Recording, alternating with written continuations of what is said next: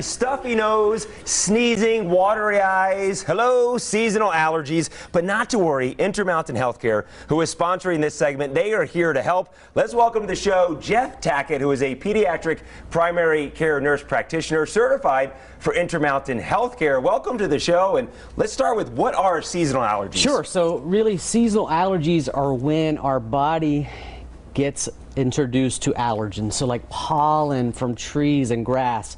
So that gets introduced. The body then decides, oh, we think this is foreign, we're going to attack it. So it releases a couple of chemicals. One, histamine, which most people know about. The other one is leukotrienes.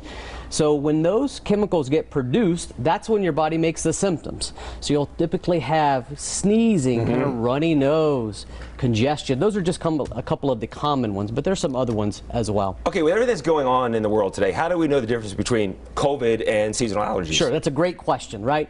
The biggest thing with seasonal allergies, you should never have a fever. So anything over 100.4, you can't attribute that to seasonal allergies. That's going to be the biggest. That's the main thing, is the fever. Absolutely, the biggest main thing. So yesterday, I think life happens for you. There's a reason you and I are talking today, because yesterday my allergies are kicking in. Yesterday I had a sneezing attack. As a kid, I didn't have any of these issues. Do you grow into your allergies? Yes, so basically that's kind of the primary premise of that. So what happens is you're exposed to these allergens. Over time, your body just gets to the point where it's like, hey, we really think this is foreign, we're going to attack.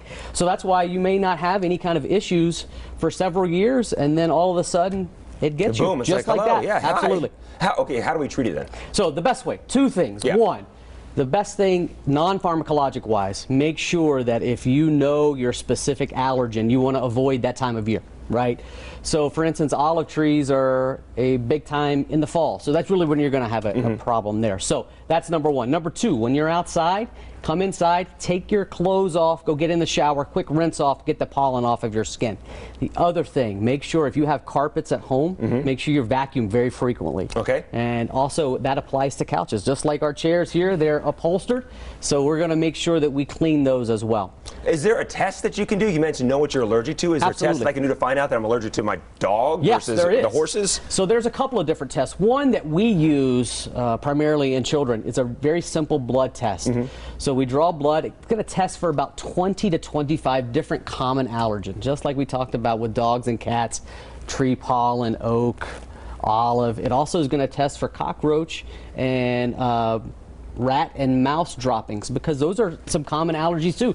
Most people don't think about those. Okay, how common is that? And so if your child tests positive for those kind of allergies, just make sure you have an exterminator come out and make sure there's no mice and rats in your house? Yes, yeah. And the big thing too, like take your garbage out every day. Make sure you take the garbage outside. That's another big, huge thing for kids who are cockroach and mouse dropping allergies. Well, this is a busy time of year for you, Jeff. I know the allergy season is high gear. Thank you so much for joining us. We appreciate it. It was very informative today. Thank you. Thank you for having me. And I want to get that test out. I need to find out what's caused my sneezing attack yesterday. Thank you to Intermountain Healthcare for sponsoring this segment. For more information, you can visit their website, which is right there on your screen. Now, in today's entertainment